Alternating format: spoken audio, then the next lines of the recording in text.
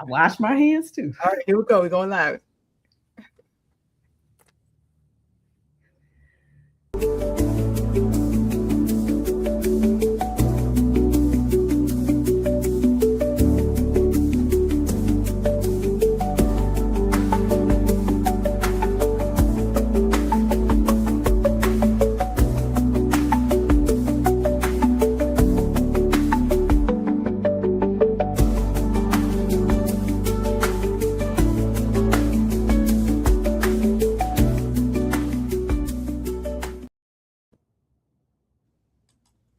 Hello, hello.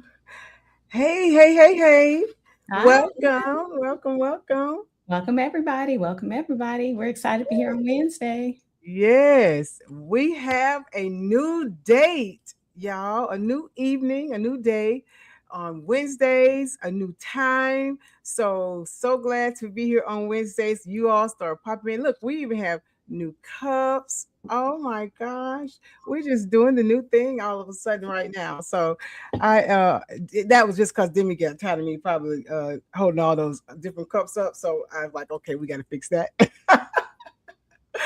Listen, last week we started a series, and the series is talking about stop dating from an old playbook and start dating differently. And so that spun a whole bunch of questions like, well, how do you date from a new playbook? Or what am I doing wrong in the old playbook? And it was really just way too much to talk about in one session, one night, podcast. So we decided to make this a full series. So that is what we're going to be talking about all this month. And so tonight, we are super excited to say stop locking in too fast. That's what we're going to talk about tonight. So share, share, share. Get your friends on. Put this out there. Let everybody know all the amazing things that's happening. Say hello to us. We want to know who's watching. I'm Dr. Conti, and coming up is my beautiful co-host Demi. So Demi, why do people lock in so fast? Wow. I appreciate it. Thank you. Locking in too fast really happens when you attach before verification, which basically just means before exclusivity, before that conversation, which should happen around 3 months or so. Maybe you have pressure from family, maybe you have pressure from friends, or just from society in general. You may confuse attention with intention. So somebody's really consistent, they're affectionate, but your values don't align. You can mistake consistency with compatibility. So maybe they are pursuing you and respectful and it's steady, but you simply don't have or don't feel that romantic type of connection. And lastly, I mean, sometimes we're just afraid to lose someone. Yeah. Barely know. Not maybe sometimes some of us don't have many suitors or people of substance. So the first time that somebody comes around that's normal, that's nice, and you and I have talked about that before, Yeah. you're nice. He's normal. Now you're not getting any younger. The person is really nice. And then you're basically being pushed to create something that's not real.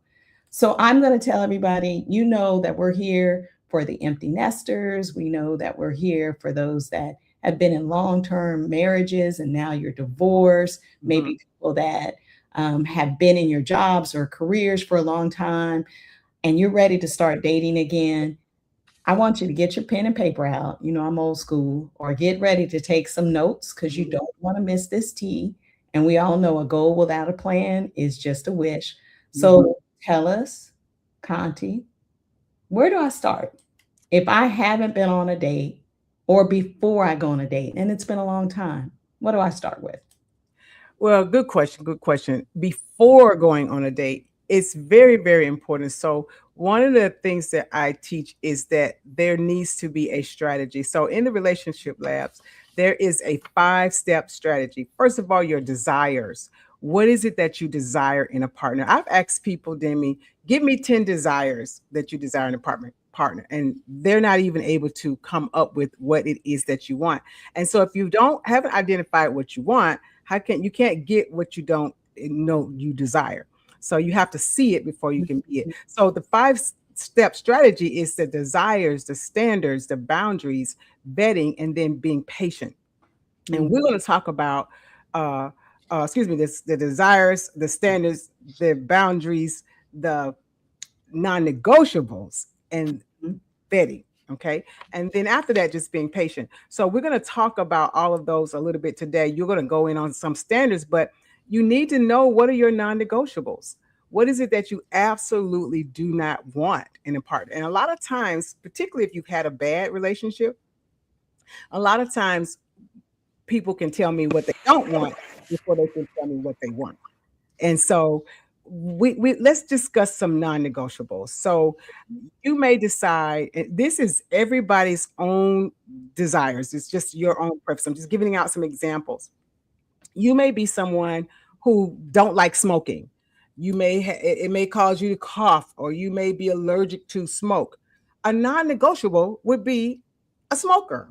I don't care what he looks like, she looks like. I don't need me, not me, because I don't like smoke, but this is not me. I'm just giving examples. You should be able to say, I don't need somebody that smokes.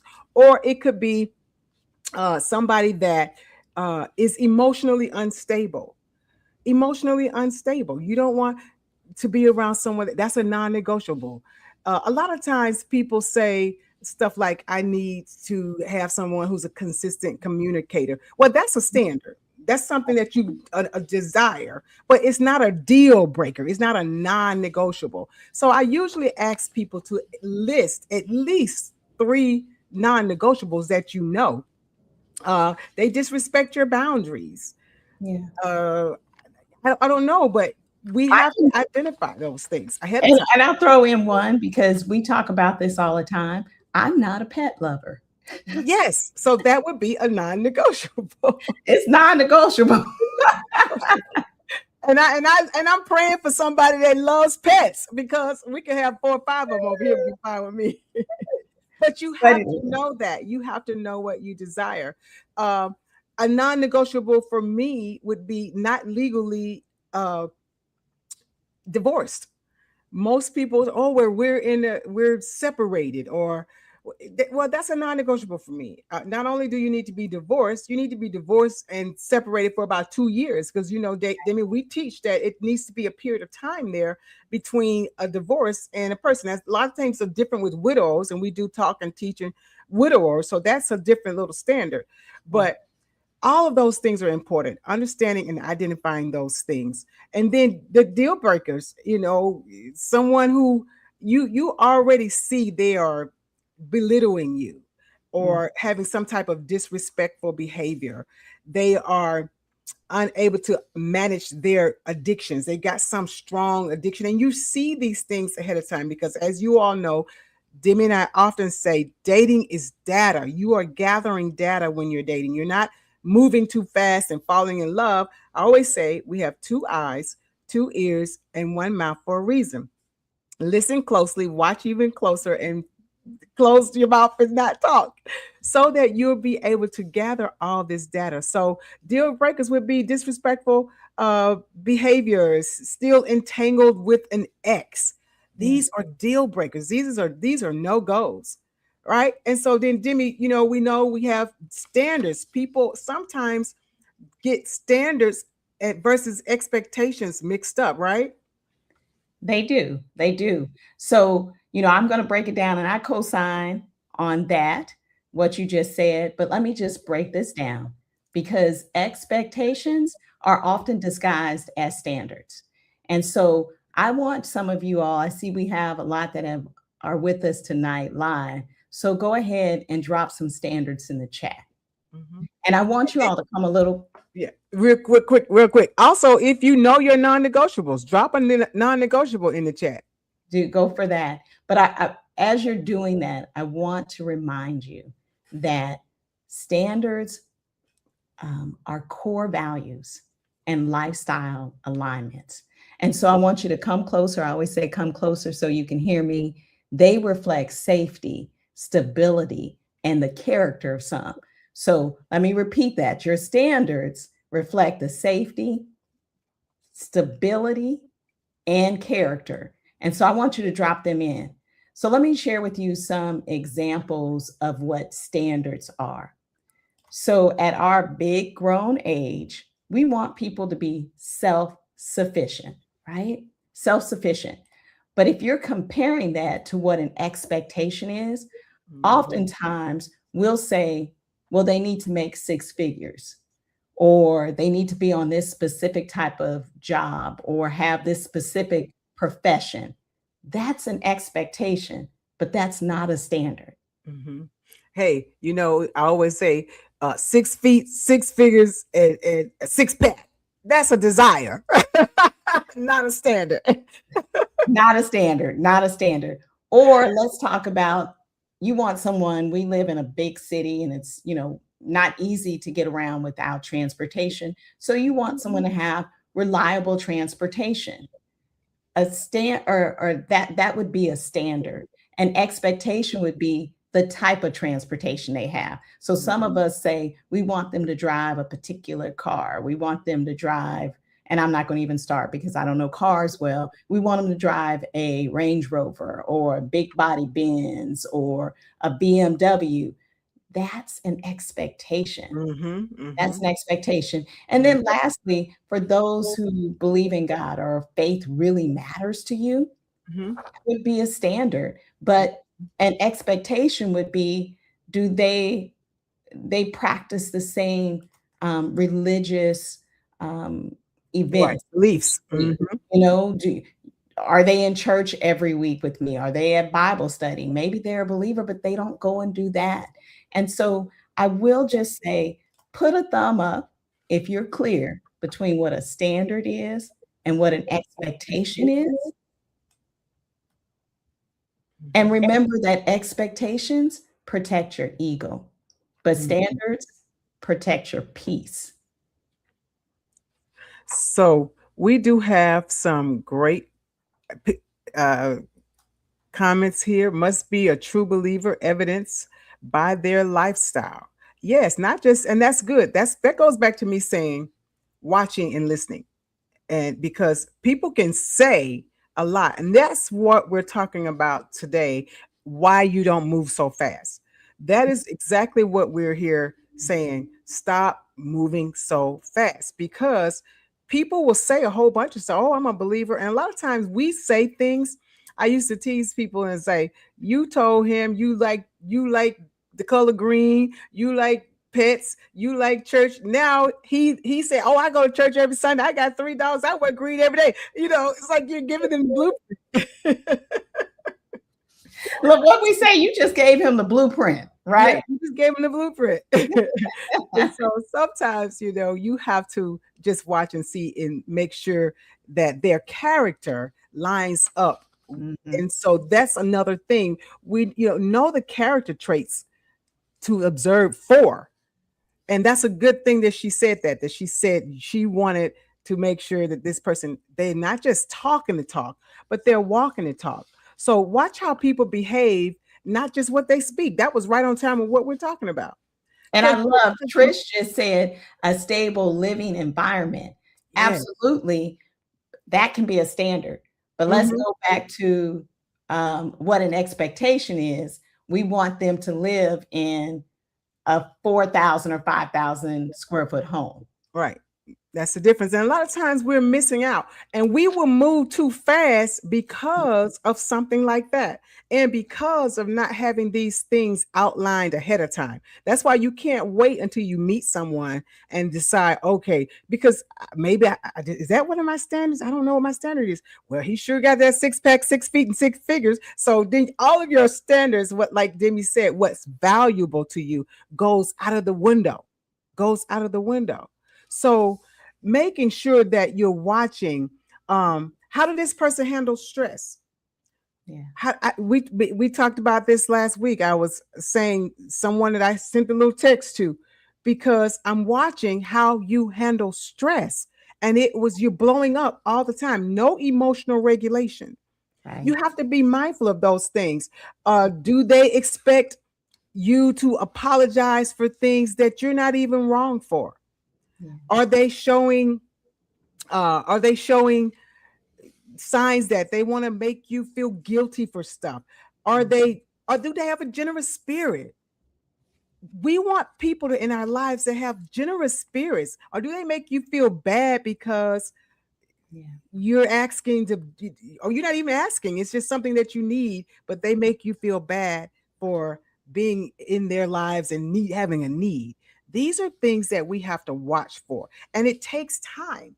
You can't just see this the first 2 days, 2 weeks, 2 dates, not even in the 90 days all the time. Demi's going to talk about some time frames, and it's hard to see these things if you're rushing.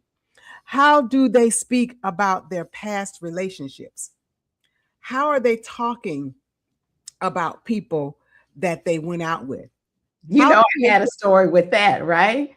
I remember going on a date, and literally for 2 hours, he talked about his ex-wife. Not good. Not good.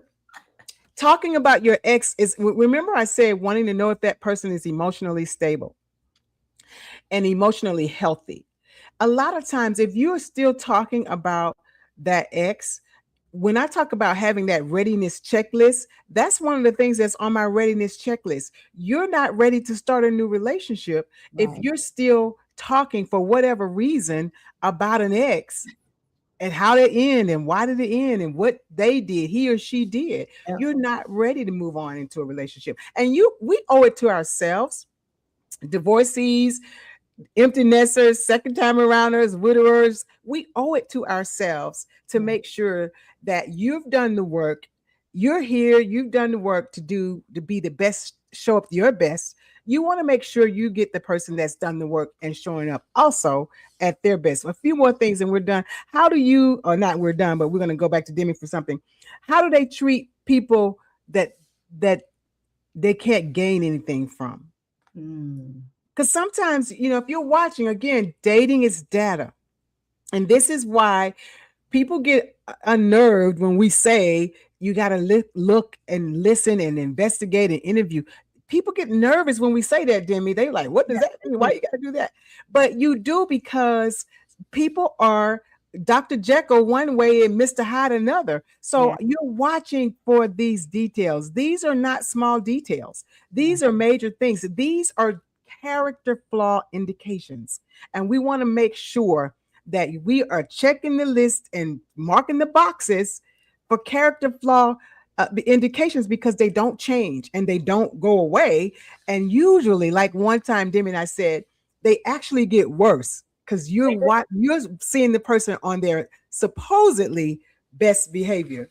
We talked about that. When you meet someone for the first time, when you're going to an interview, when you're doing something for the first time, you're on your absolute best behavior. So if the best behavior is that, then what are they when they really get relaxed and get to know you? And you talked about the list. We talked about it in the beginning. I said, get your pen, get your paper, get your tablets ready, because until you have this information ingrained, you do want it on paper. You want to be able to go back to it and say, let me just make sure I didn't miss anything, because sometimes we can, because we're looking at all of our expectations that make our ego feel good, right? Make our ego feel good. And we forget what the standards are. We forget what our non-negotiables are. Yes.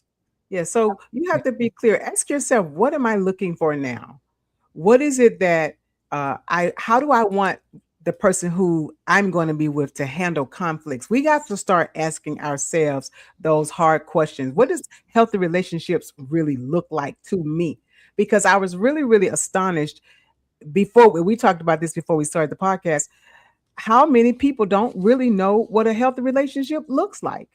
They have not even witnessed it, and many have not been in it. So understanding, taking that time and understanding what a healthy relationship actually looks like.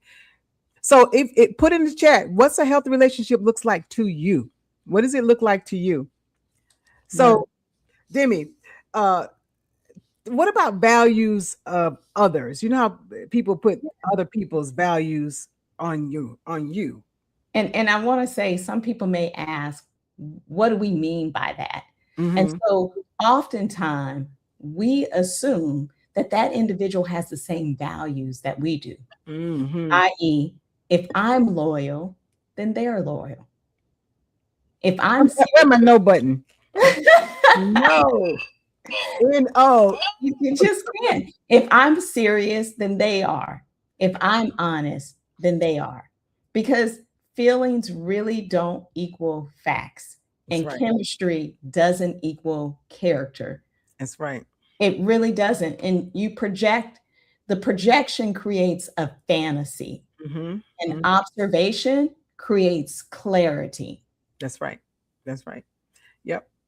Absolutely. You have to observe, and Mhm. and then you have to be true to you, and you have to be true to what you see. We talked one time, another podcast, Demi, about actually seeing it, and then you want to give them what was it we talked about? Is it just do we just need to give them another chance? Maybe they're just having a bad day. What is having a bad day? Sometimes we just overlook stuff, and we talk to men and women, but y'all know my niche is women, and women particularly are worse at it. And we want to, because we're giving and we loving, and we want to, sometimes we're fixers and we want to give them. But when we're talking about dating differently, this is the new playbook. No more giving all these chances. The new playbook is you see it, you call it. If it's a thing, a thing. If it's a duck, it's quacking, you quack right on the way. I love that. And I hope people really understood which is what I said about it. Just because I'm a loyal person doesn't mean they aren't. If you haven't had the conversation about exclusivity, Mm-hmm. even though the person seems to be showing up, they Mm-hmm. show up with flowers, they show up with small gifts, you have invitations to go places, she's complimenting you Yes. constantly, things that maybe you just haven't experienced before. I am saying you cannot assume because you are loyal, That's they right. are loyal. That's right. Absolutely not. Yeah. And so I want to say, because we're talking about we have a series, right? Mm-hmm. If you didn't see the first one, you want to go back and check it out, Yes. because dating truly is discovery, Mm-hmm. not destiny. Mm-hmm. We Mm-hmm. got to slow down long enough to see who someone really is. And I know we said that a couple of times. And you're not chasing the moment, you Right. are chasing a pattern. Right. I always say, come a little closer so I can say that again. You're Mm-hmm. not chasing a moment. You are really chasing a pattern, and you're learning that. Yeah. So again, oh my goodness, he bought me flowers. She gives me lots of compliments. She holds my hand. Mm-hmm. We're not doing that. And it takes time to see a pattern. Mhm. It takes time to see a pattern. So the whole thing about Mhm. not locking in so fast, because remember we started this series not dating from the old playbook, because Right. the old playbook, you figure I'm dating you, you dating me, I'm not seeing nobody else, you're not seeing anybody else, we're going to date to see if we are the one. Right. But just because you're looking for the one doesn't mean everybody that you meet and go out with is the one. And you have to pull back. You have to listen, you have to vet, and you have to stop locking in so fast. I remember talking to a client once, and she had only been dating this person for 3 months. Now, Mhm. again, 3 months, you're still gathering information. There's Right. still a lot of data that has to be collected in 3 months. And so when something came up and it was very obvious that this was a really bad person and it came from a really reputable source. And her thing to me was, but we're already locked in. It's been 3 months. Mhm. That person still's a stranger to you. You ain't locked in 3 months. All right, so stop locking in before you log the data. Stop And locking in before you log the data. we do have a question about what's chasing a pattern mean. And Okay. so I gave an example of one of them. Um, Really, we are looking for people to be consistently consistent. Mm-hmm. That Mm-hmm. that's that's the short answer. Yes, yeah, yeah. consistently consistent. Mhm. So when we go back to our standards and we go back to the things that we are looking for in an individual, and they are all of those things. They are consistently communicating, right? They are emotionally available. They are showing themselves, they're showing up, Mm-hmm. and they're doing that regularly. That's chasing the pattern. Yes. That's what I want. Yes. Because often, I'll go back. I didn't want to say it because so many of us, we say we want all of these standards, right? But you said it. The person has, I'm saying he, because I'm a lady, he has to be 6'4" or Right. 6'2", right? But I'm 5'7.5". If I met someone that was 5'7.5", and they were consistently consistent And showing up and and true to their word and being intentional and choosing you and showing clarity. that's sexy as hell. Yes, So, yes. so yeah. 6 feet and not calling. So, I may like one thing, or my expectation would be like, I'm looking for someone who's over 6 feet, but what I'm really looking for are some of those individual that meets those standards. And I'm excited about that and excited about having it. Absolutely. And Absolutely. so, And it's deserving. It's deserving. I want to say the question that someone wrote in, Demi, was why do I feel so guilty when I do exercise my standards? So I wanted to touch on that. So if you have not had healthy standards, it's really hard to execute them because you are uncomfortable. But comfortability comes with growth. Uncomfortability comes with growth. If you are comfortable, you're not growing. And so if it feels uncomfortable, particularly if you're someone who is always trying to make sure the other person is being taken care of, you're a people pleaser maybe, or you're someone that's put everybody else's priorities above yours. You have not been pro self. I always talk about being pro self. When you are exercising it, it does feel uncomfortable and it makes you feel guilty because you feel like I'm not giving like I used to. But when you have standards and when you're sticking to your healthy standards and boundaries, it filters out people who are not there for the right reason. And you don't have to feel guilty. You need to be proud and empowered. And as you do it a little bit longer, you really feel empowered. I talk about the time when I met the pilot on the airplane and I said, no, my standards is I'm not driving out to the airport this late at night. If you want to see me, you'll have to see me when there's time. I felt so good. I felt so empowered. And like I said, I didn't talk to him anymore, but I felt empowered. Yeah. And if you've missed any part of this series, so stop dating from the old playbook and start dating differently, go back. You can see that on our Instagram, Facebook, YouTube. But I'm excited about our next week's, because it's really about movement. It's about courage. It's about exposure. Let's get back in the game, from preparation to participation. That's what we're going to talk about next week. And I'm excited about that because that's mine. Let's go. Let's get back in the game. All right. So we want to thank you all for joining us today. We're so excited about it. We're excited about what we're talking about. We really are just here to help you through this process. We both want you to date with clarity, move with intention, and choose with confidence. Absolutely. Absolutely. All right. Again, thank you for being here. I'm Dr. Conti, and please follow Demi and I on all of our social media pages. Please subscribe to our social media pages and platforms. And we do have a Dating Differently podcast page. So thank you. Thank you, Deborah Bell. Said great conversation. We greatly appreciate that.